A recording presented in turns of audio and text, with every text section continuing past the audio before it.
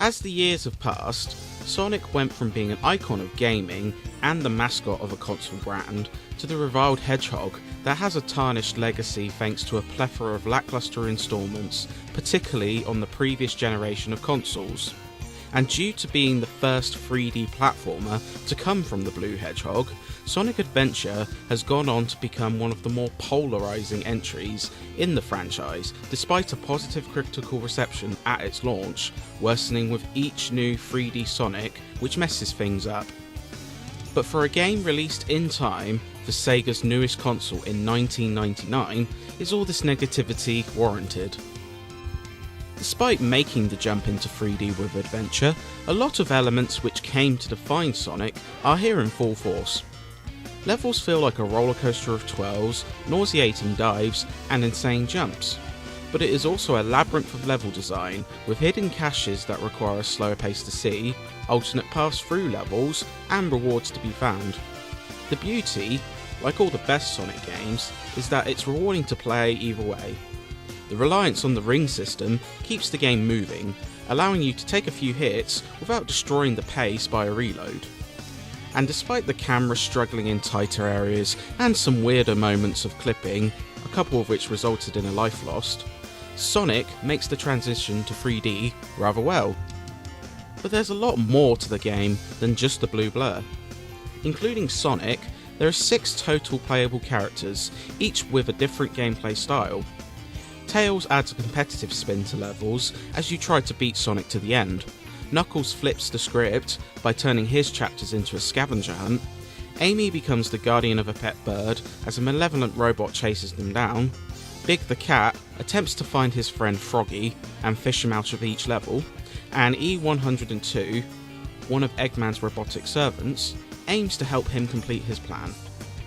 All these chapters tell each character's side of the story, as an evil force, known as Chaos, gains power through the Chaos Emeralds.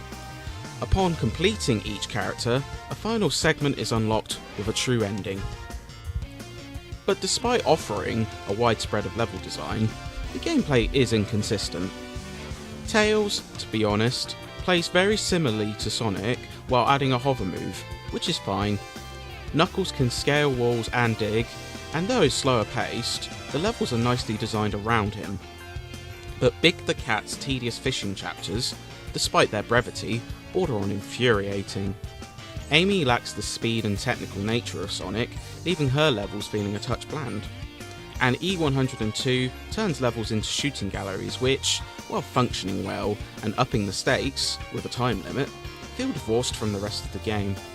At the end of the day, Sega tried to be a jack of all trades, and while most of it is successful, it's not all mastery. With about 12 hours of gameplay, the game is fairly lengthy, and there's a plethora of extra activities too. Outside of the main story chapters, progression is earned through 130 emblems in the game, which can be earned in a variety of ways.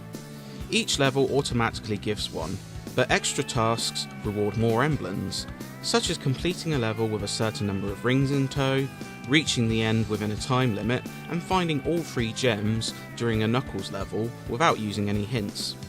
Hidden minigames also reward emblems, and this doesn't account for the addictive Chao Garden minigame, where you can grow and breed adorable creatures as well as race them, somewhat similar to breeding chocobos in Final Fantasy VII.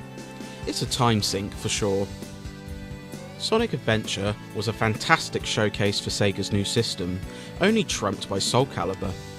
Seeing Sonic in full 3D is a treat enough, but the expansive and detailed levels, smooth textures, and lovely lighting really bring this platformer to life. The only letdown is the frequent pop-in and some slowdown, but otherwise it's a visual treat. The sound is a touch mixed. The music is the standout, with some fantastic tracks which jump from cool surf rock to more mellow music. The effects, a lot of which are taken from the previous games, such as the ring collect sound, are great too. But the voice work is frankly atrocious.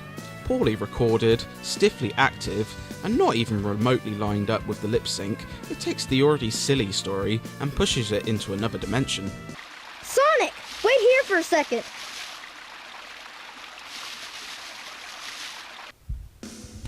Sonic Adventure despite some notable issues and frustrations at times, is nonetheless a successful platformer that is a ton of fun.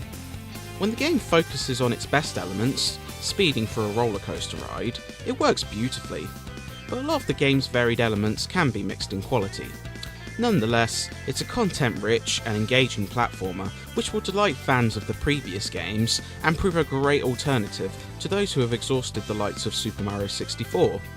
Even if some aspects, such as the cringeworthy cutscenes, haven't aged well, this is still a thoroughly enjoyable platformer that is worth your time.